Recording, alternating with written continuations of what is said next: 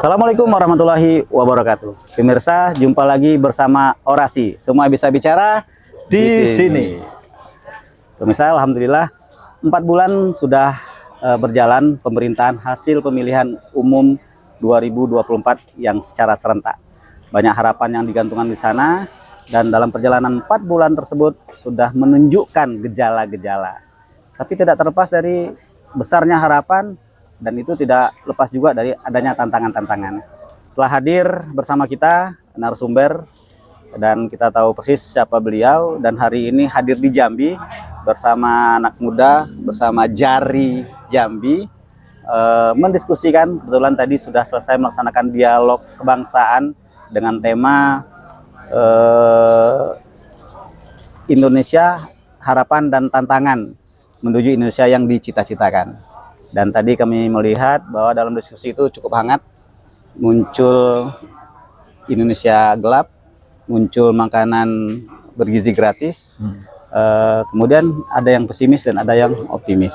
Nah, pemirsa, pada kesempatan ini kita akan berdiskusi sama Mas Anas Urbaningrum yang hari ini telah ada di Jambi. Apa kabar, Mas? Baik, alhamdulillah Desi. Alhamdulillah sehat, Mas Anas ya. Alhamdulillah. Nyampe di Jambi tadi siang. Tadi siang. Agendanya, Mas, ke Jambi? Agendanya yang utama kuliner sebetulnya. Kuliner. Agendanya kuliner, tapi Ya. kuliner itu baru lengkap.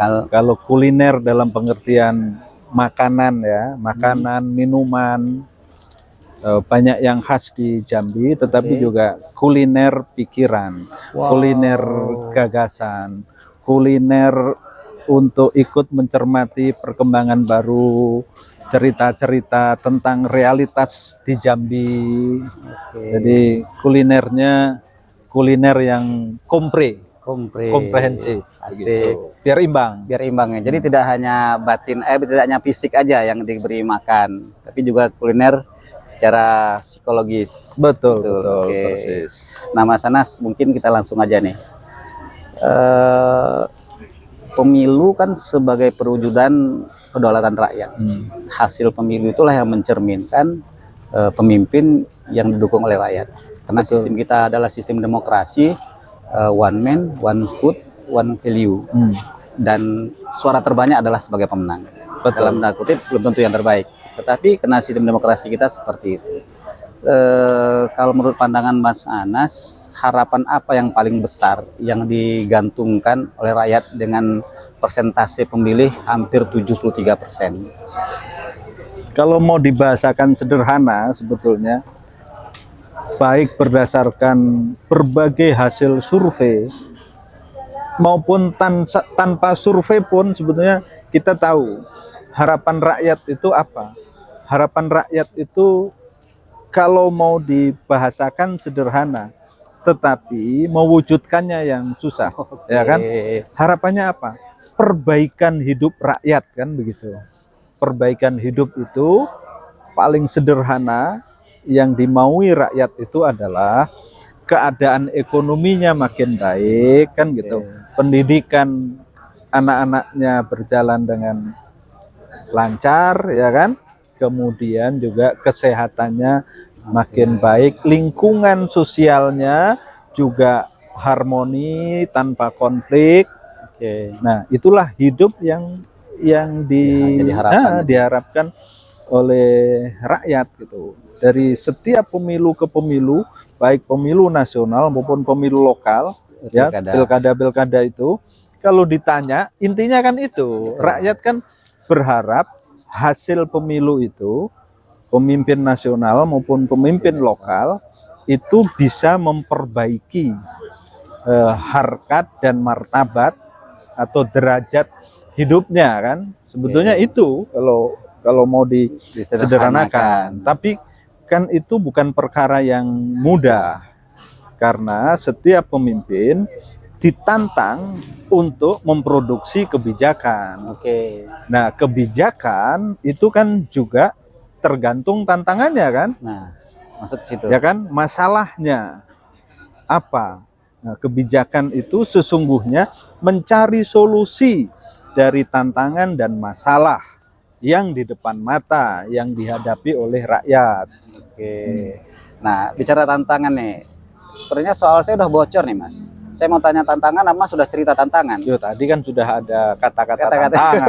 Tanpa itu pun kan pasti keluar setiap itu. kita kan bicara tentang apa tantangan hari ini dan ke depan, apa solusinya, kan kira-kira begitu. Oke. Nah, sudah 120 hari, Mas, berjalan pemerintahan hasil pemilu 2024 ini.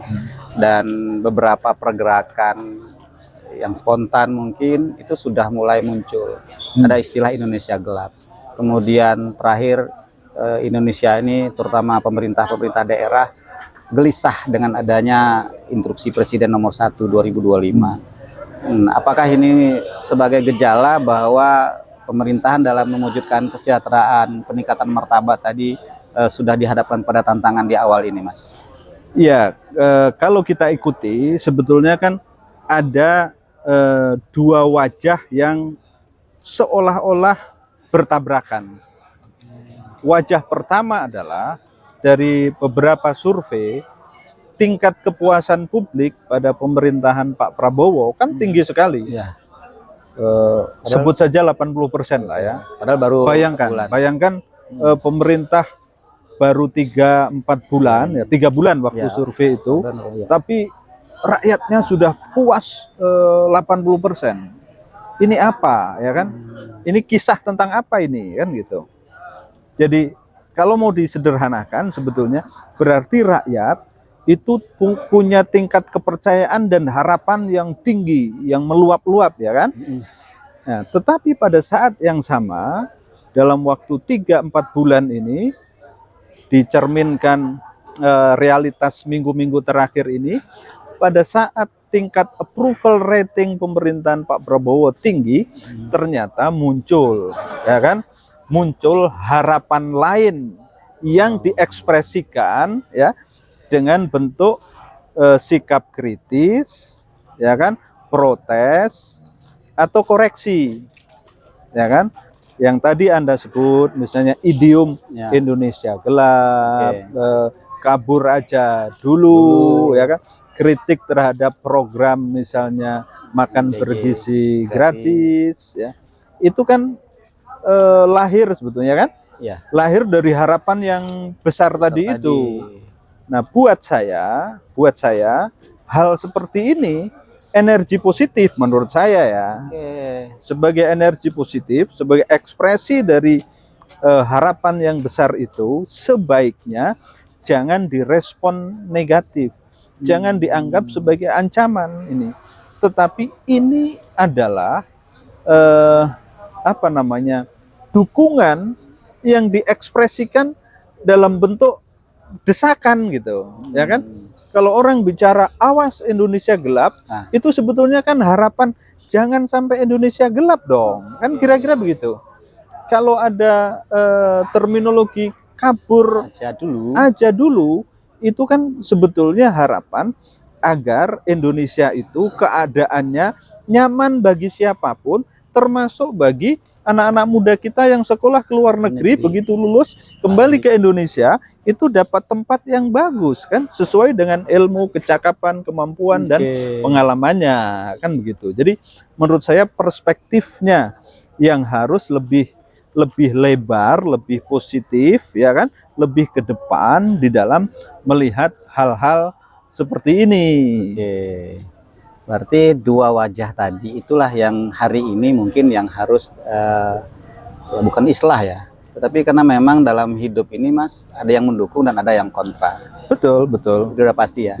Nah, tetapi kan tidak terlepas ini Mas, setiap kontestasi politik siapapun calonnya pasti dia menyampaikan janji politik. Dan janji politik itu ketika dia terpilih, kalau nggak salah 6 bulan harus sudah jadi rencana pembangunan jangka menengah. Dan itulah bentuk implementasi yang harus dilaksanakan oleh calon terpilih tadi. Nah ini baru 4 bulan ya sudah sebegitu besarnya desakan-desakan itu tadi. Apa menurut pandang Mas itu memang energi positif sebenarnya? Atau mungkin kegelisahan? Kan 4 bulan belum bisa jadi indikator Mas. Iya, menurut saya kalau itu kegelisahan juga hal yang wajar. Dan kegelisahan itu kan bukan kegelisahan baru sebetulnya kan.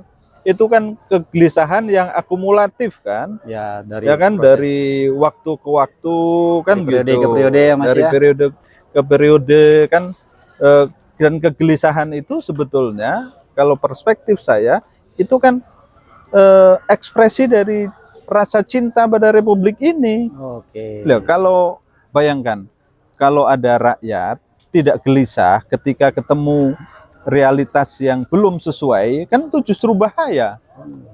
Ya dong, ya kan? Dibiarkan saja. Iya. Nggak ada reaksi apa-apa. Betul. Rakyat yang mengerti, rakyat yang melek justru harus gelisah kalau ketemu realitas yang belum sesuai. Dan itu kemudian disampaikan kepada petugas negara. Petugas negara itu siapa? Pemerintah. Pemerintah itu mana? Hasil pemilu. Begitu.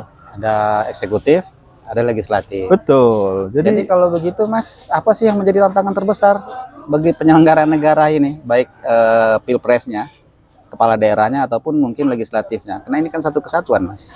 Ya, tantangan terbesarnya sebetulnya adalah mendeliver, ya kan, program dan janji itu. Makanya kemudian, misalnya makan bergizi gratis, itu kan janji kampanye yang populis ya. Ya. Dari Presiden Prabowo.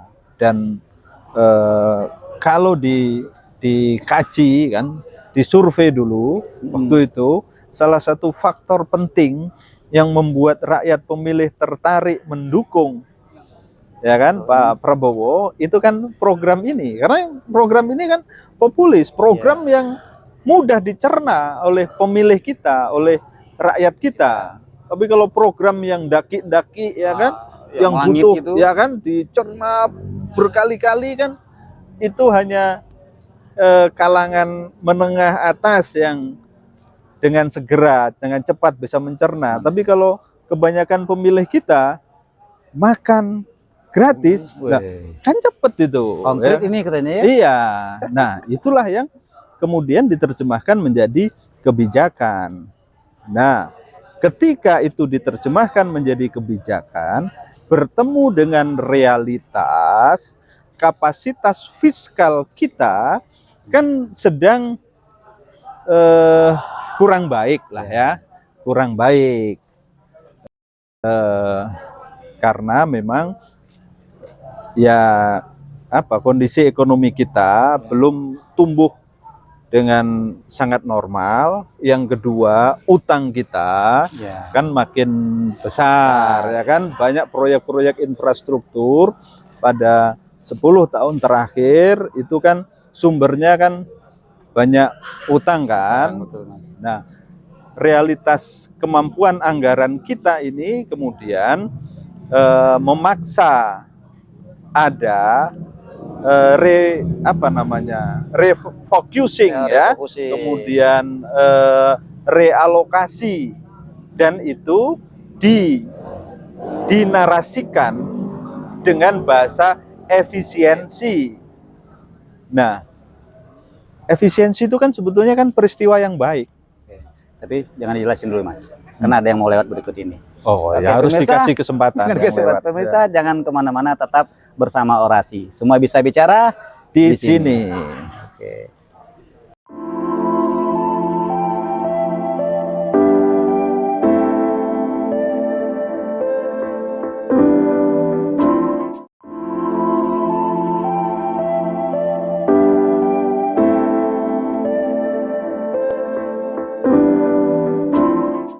Pemirsa, kembali bersama Orasi. Semua bisa bicara di sini. Mas, tadi sempat terpenggal. Masalah fiskal ini kan menarik untuk dibicarakan. Hadirnya SE nomor 1 di awal tahun, di bulan pertama. Impres nomor 1 2025 di awal tahun. Dan kalau kemanapun jalan di daerah ini, itu kegelisahan yang luar biasa. Karena penerjemahan terhadap definisi efisiensi itu tadi sepertinya bermacam-macam, Mas. Ada yang bilang ini sudah setengah anggaran mesti dipangkas ini. Ada yang bilang macam-macam. Nah, kalau menurut Mas gimana nih terkait dengan kondisi fiskal negara kita? Secara umum ya, saya mau bilang efisiensi itu hal yang baik. Justru itu harus ditradisikan. Harus dibangun budaya efisiensi. Oke. Karena kalau kita punya anggaran X, anggaran itu ya kan dibelanjakan dengan prinsip efisiensi, maka anggaran itu akan bisa menyasar ke ya manfaat yang lebih luas ya kan. Oke. Beda kalau inefisien, ada urusan-urusan yang mestinya tidak disentuh tapi itu ya dibiayai. Buat apa itu ya kan? Hal-hal yang tidak substantif, yang seremonial, ecek-ecek, nggak jelas manfaatnya, itulah yang harus dikepras, harus dipangkas ya kan. Sehingga anggaran itu dengan prinsip efisiensi betul-betul fokus pada urusan-urusan yang betul-betul nyata-nyata bermanfaat. Apa yang nyata-nyata bermanfaat itu terutama adalah pelayanan publik dong, ya kan? Urusan pelayanan publik tidak boleh ada yang terganggu. Misalnya urusan kesehatan, ya, pendidikan, ya kan? Urusan-urusan sehari-hari rakyat yang terkait dengan fungsi birokrasi, kan boleh. Maksudnya itu harus dipastikan jalan terus. Tapi kalau ada agenda yang bisa dijadwal ulang, misal kalau di Jambi misalnya ada proyek infrastruktur, ya kan, bangun jalan dari titik kecamatan A ke B misalnya, itu bolehlah misalnya ditunda sementara waktu sampai anggarannya tersedia, ya kan nggak apa-apa. Jadi implementasi asas efisiensi itu yang harus betul-betul cermat dan tepat sasaran. Karena kalau tidak, konsekuensinya dua. Satu, disalahpahami tadi itu, ya kan? Macam-macam tuh Mas, ya kan? Yang kedua, ya memang kemudian kalau salah sasaran, ya justru dananya hambur, tetap hambur kan? Sampai ada yang mengimplementasikan Mas. Misalnya di satu instansi itu ada 4 lift, 2 dimatiin. Yang tadinya kalau tamu datang dihidangkan makanan yang ya cukup baik, kemarin cuma dengan piring seadanya, dengan air mineral seadanya. Sampai sebegitu Mas. Ya. Sempat misalnya, maaf ya, ada lembaga atau badan yang mem-PHK. Nah, kan itu kan implementasi yang keliru ya tadi kan, Mas ya. yang tidak sepatutnya kan gitu. Tapi kalau biaya dinas misalnya ATK, kegiatan yang bersifat upacara ya seremonial, studi banding, ya studi banding, kan di masa digitalisasi masa studi banding merekah di mana-mana, kan itu juga ahistoris lah ya kan, tidak relevan gitu kan.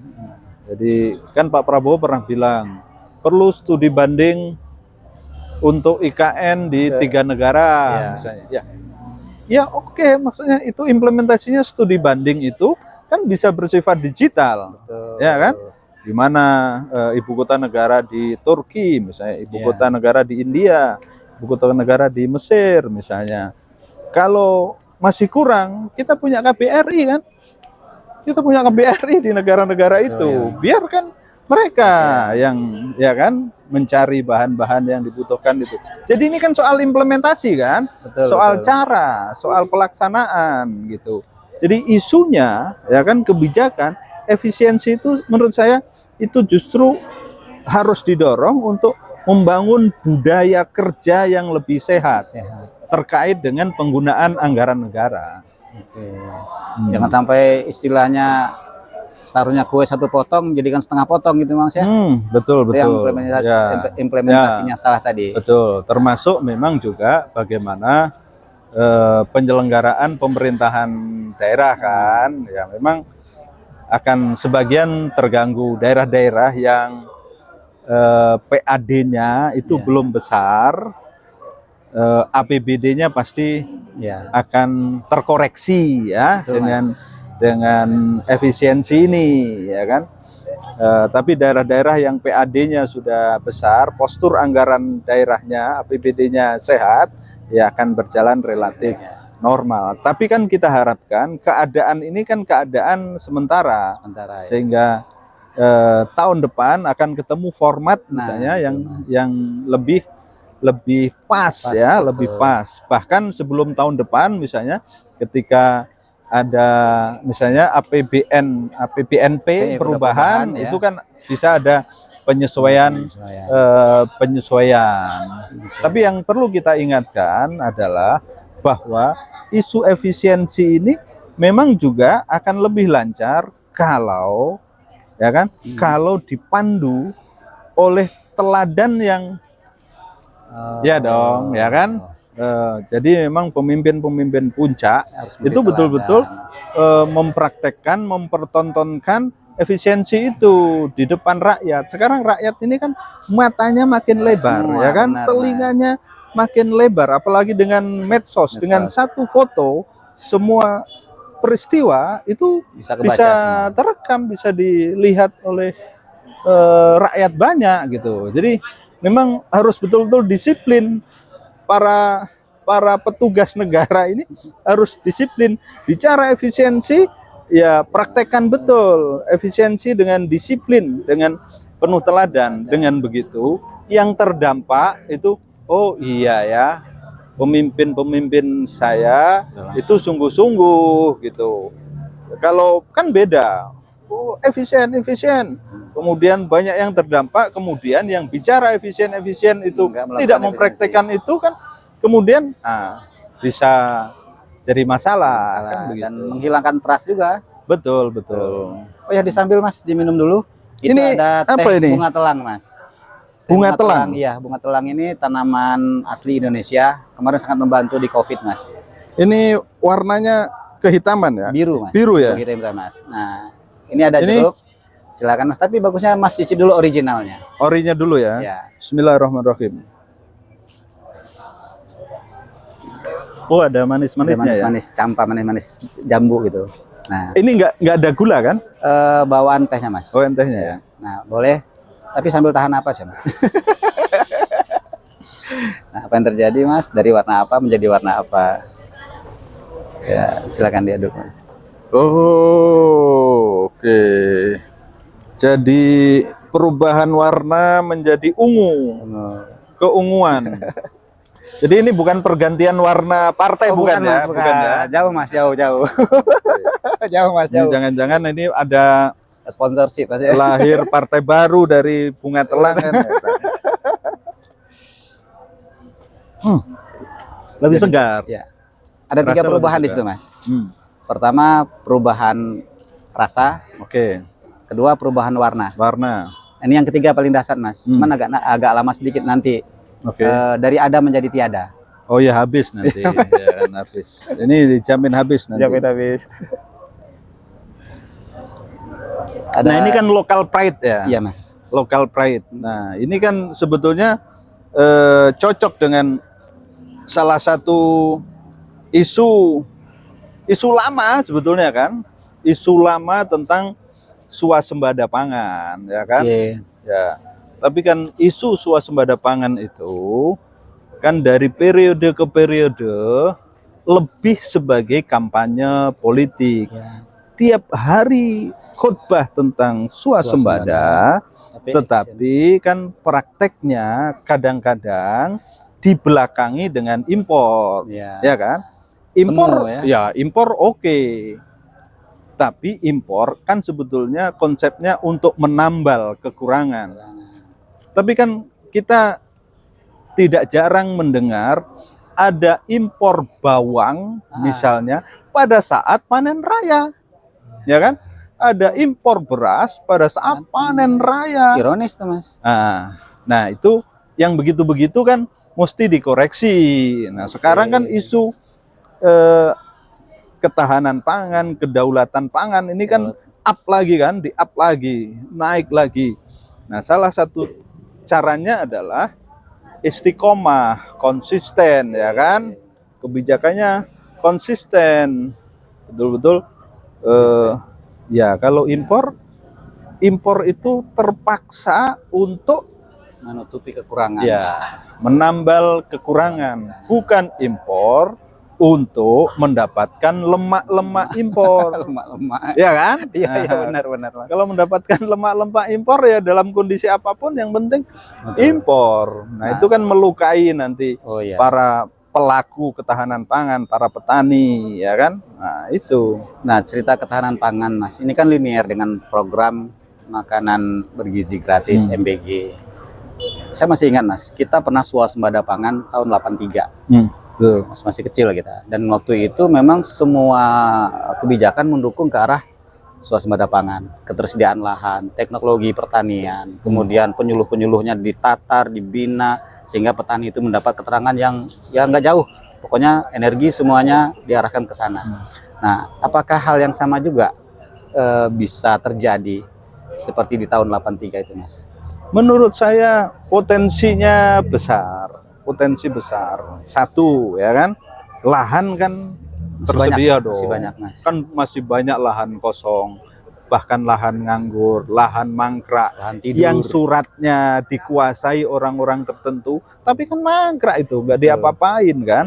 Nah, itu jadi soal luasan lahan tidak soal, Oke, ya Mas. kan? Satu. Yang kedua, jumlah petani, tenaga kerja pertanian nggak ada soal kita, ya kan? Nah, basisnya kita dulu Ya. emang petani ya, Mas. Dua, ya kan? Oke.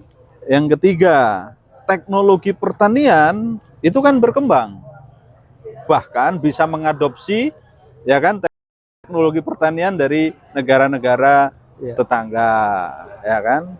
Nah, yang diperlukan itu menurut saya kebijakan yang detail dan konsisten gitu, termasuk ya dulu kan Pak Harto, maaf ya, Ya. itu kan salah satu yang dilakukan besar-besaran itu kan membuka infrastruktur pertanian, ya, membangun infrastruktur pertanian.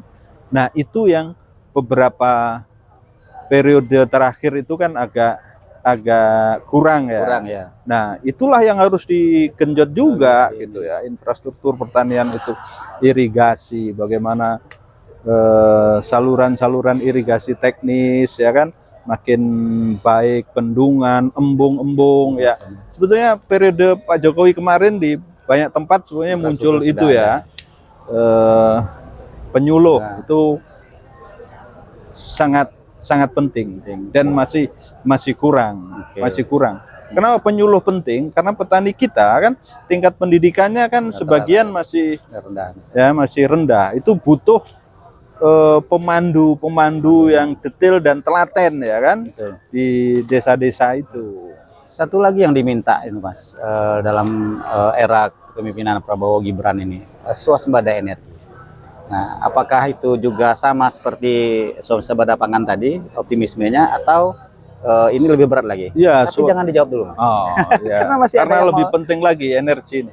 Oke, baik pemirsa, jangan kemana-mana, tetap bersama Orasi. Semua bisa bicara Di sini.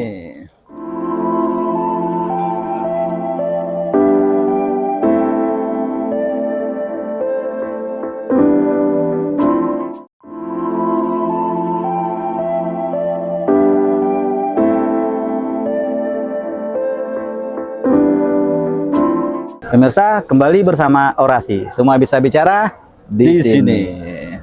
Lanjut, Mas. Ini swasembada energi juga menjadi isu sentral yang di era Prabowo Gibran ini menjadi sesuatu yang diharapkan.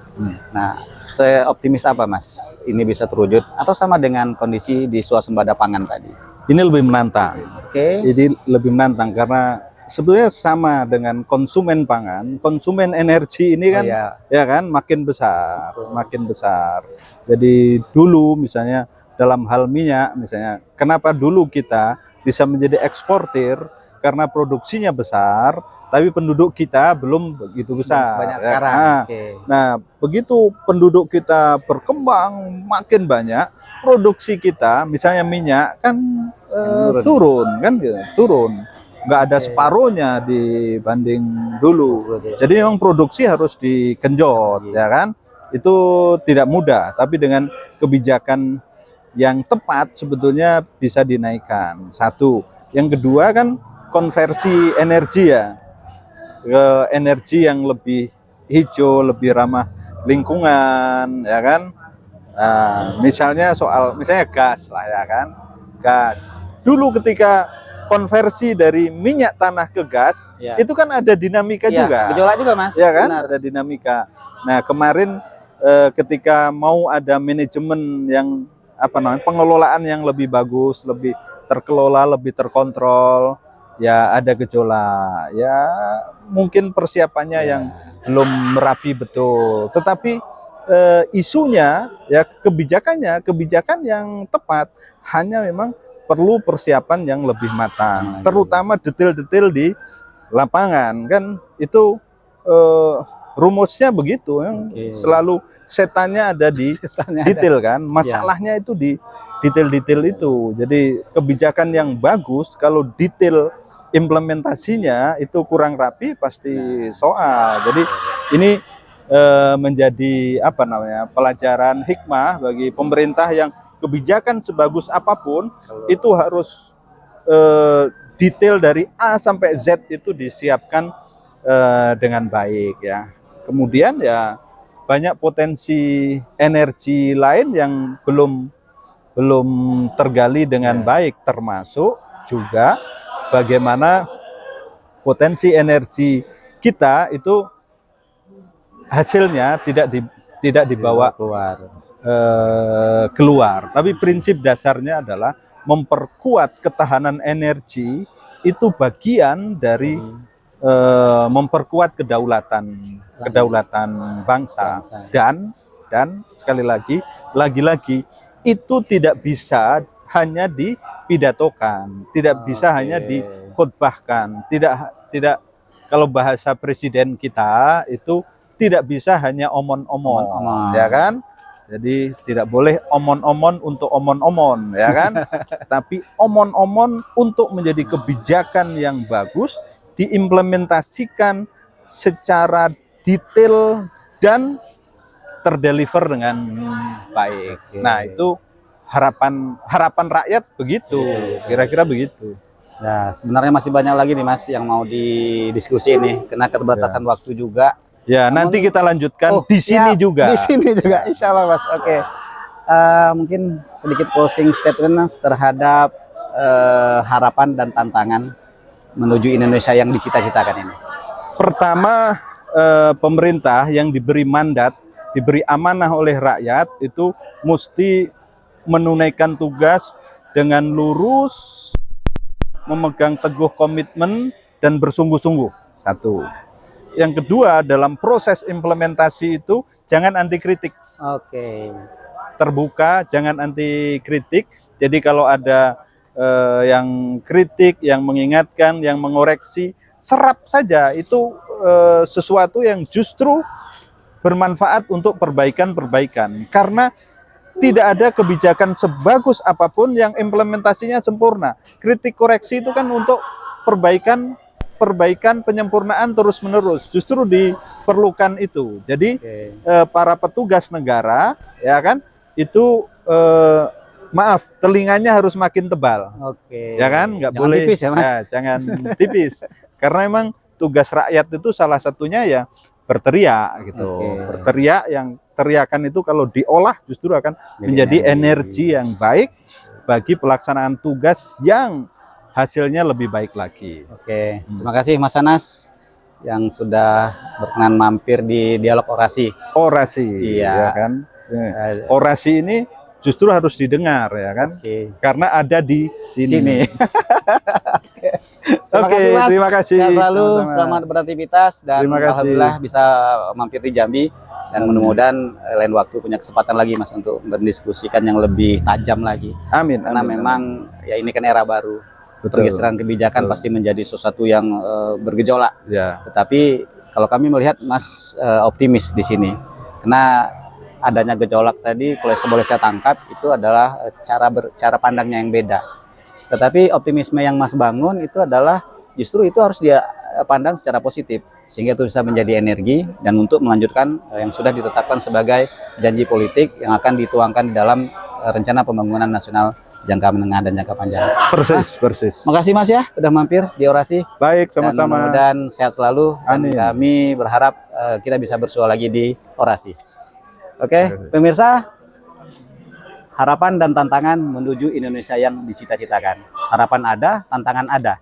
Tentunya tantangan yang akan menjadi pekerjaan terberat bagi pemerintah yang hari ini sudah dipercaya oleh masyarakat melalui pemilihan umum. Namun, energi positif yang harus menjadi pemicu supaya pembangunan ini tetap bisa dilaksanakan dan menuju kesejahteraan rakyat Indonesia. Jangan kemana-mana, selalu bersama Orasi. Semua bisa bicara di sini. Assalamualaikum warahmatullahi wabarakatuh.